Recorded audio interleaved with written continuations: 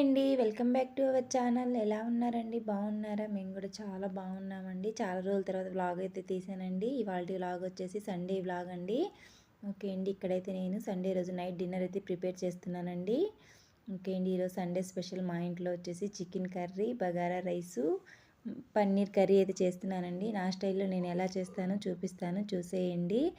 Okay అండి. ఇక్కడైతే చికెన్కి కావాల్సిన ప్రిపరేషన్ అయితే చేసి పెట్టేసుకుంటున్నానండి. స్టవ్ అయితే ఆన్ చేసుకుని కడాయి పెట్టేసుకున్నానండి. ఇప్పుడైతే ఆయిల్ అయితే వేసుకుంటున్నానండి.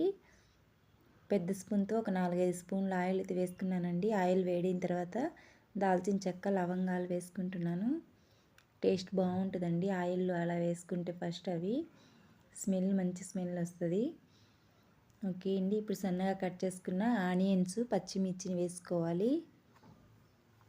ఆల్రెడీ పక్కన స్టవ్ మీద బగారాకు కూడా పెట్టేశానండి. అదైతే షూట్ అయితే ఏం చేయలేదు ముందు ప్రాసెస్, తర్వాత మళ్ళీ మధ్యలో చూపిస్తాను.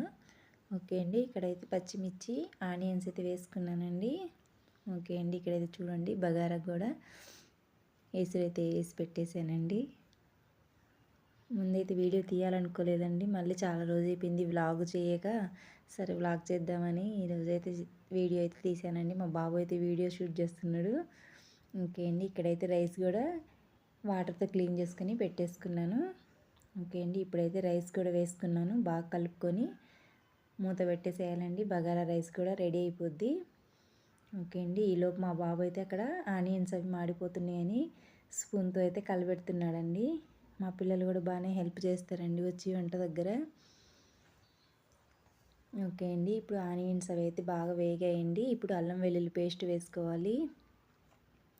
నేనైతే ఇంట్లోనే రెడీ చేసుకుంటానండి అల్లం వెల్లుల్లి పేస్ట్. టేస్ట్ బాగుంటుంది కర్రీస్లో, ఏ కర్రీస్లో వేసుకున్నా కానీ. అదే బయట కొన్ని తీసుకుని వస్తే అంత కర్రీస్ టేస్ట్ అయితే ఉండవండి. ఓకే అండి. ఇక్కడైతే ఒక 2-3 స్పూన్ల పసుపు వేసుకున్నాను. రుచికి సరిపడా సాల్ట్ వేసుకొని బాగా కలుపుకోవాలండి. నేను 5 కేజీలు చికెన్ కర్రీ చేస్తున్నానండి, అందుకని ఎక్కువ పసుపు వేసాను. ఓకే అండి. బాగా కలుపుకున్న తర్వాత ముందుగా పట్టి పెట్టుకున్న మసాలా అండి ఇవి. కొబ్బరి, ఎండుమిర్చి వేసి పట్టానండి. టేస్ట్ చాలా బాగుంటుందండి ఇలా పట్టుకొని వేసుకుంటే. ఎక్కువ గ్రేవీ కావాలంటే ఇలా పట్టుకొని చేసుకోవాలండి. ఇప్పుడైతే పచ్చివాసన పోయే వరకు కొబ్బరిని బాగా వేయించుకోవాలండి మసాలాను. ఓకే అండి. ఇక్కడైతే చికెన్ కూడా బాగా క్లీన్ చేసి పెట్టేసుకున్నాను. మా పాప కూడా హెల్ప్ చేస్తుందండి. ఓకే అండి. మసాలా అయితే బాగా పచ్చివాసన పోయే వరకు అయితే వేయించుకున్నానండి. ఇప్పుడైతే చికెన్ అయితే వేస్తున్నాను. చికెన్లో వాటర్ చూడండి, ఎన్నిసార్లు తీసినా కానీ వాటర్ వస్తూనే ఉంటాయండి. ఓకే అండి. చికెన్ మొత్తం వేసుకున్న తర్వాత ఇప్పుడు బాగా కలుపుకొని మూత పెట్టేసేయాలండి. అస్సలు వాటర్ అనేది వేయకూడదండి చికెన్ ఉడికే వరకు. ఎలా చేస్తానో చూడండి, చూపిస్తాను మీకు కూడా. ఓకే అండి. మూత తీసి 5 నిమిషాలు 10 నిమిషాలకు ఒకసారి అయితే కలుపుతూ ఉండాలండి, లేకుంటే అడుగంటుద్ది. ఓకే అండి. చూడండి వాటర్ అయితే ఎలా వచ్చాయో చూడండి పైకి. ఓకే అండి. ఇప్పుడు బాగా కలుపుకున్న తర్వాత మనం ముందుగా కట్ చేసుకున్న టమాటాలు, ధనియా పౌడర్ వేసుకోవాలండి. ఎక్కువ మసాలాలు కూడా ఏమి వేయనండి, ఒక ధనియా పౌడర్ వేస్తాను నేను. ఓకే అండి. ఇప్పుడు మళ్ళీ కారం సరిపోయిందో లేదో చూసుకొని రుచికి సరిపడా కారం అయితే వేస్తున్నాను. ఓకే అండి. ఇప్పుడు బాగా కలుపుకోవాలి.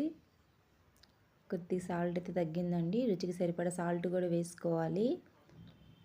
ఓకే అండి. ఇప్పుడు బాగా కలుపుకున్న తర్వాత మూత పెట్టేద్దాం.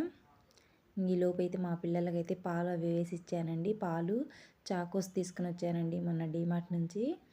పిల్లలకైతే వేసి ఇచ్చాను. ఎంత వంట చేసినా కానీ పిల్లలదైతే చూసుకోవాలండి. వాళ్ళకి వేసి ఇచ్చి ఇక్కడైతే పన్నీర్ కర్రీకి అయితే ప్రిపేర్ చేస్తున్నానండి. పన్నీర్ పీస్ అయితే కట్ చేసి పెట్టేసుకున్నాను. ఓకే అండి. ఇందులో అయితే ఒక స్టవ్ అయితే ఆన్ చేసుకొని కడాయి పెట్టేసుకొని ఒక 2 స్పూన్ల ఆయిల్ వేసుకొని సన్నగా తరిగిన టమాటాలు, ఆనియన్స్, పచ్చిమిర్చిని వేసుకొని బాగా వేయించుకోవాలండి పన్నీర్కి. ఓకే అండి. ఇక్కడ చికెన్ అయితే బాగా ఉడికిందండి. ఇప్పుడు కావాల్సిన గ్రేవీకి సరిపడా వాటర్ అయితే వేసుకోవాలి. ఉప్పు, కారం అన్నీ సరిపోయినాయో లేదో ఒకసారి చూసుకొని ఒక 5 నిమిషాల పాటు బాగా ఉడికించుకోవాలండి చికెన్ని.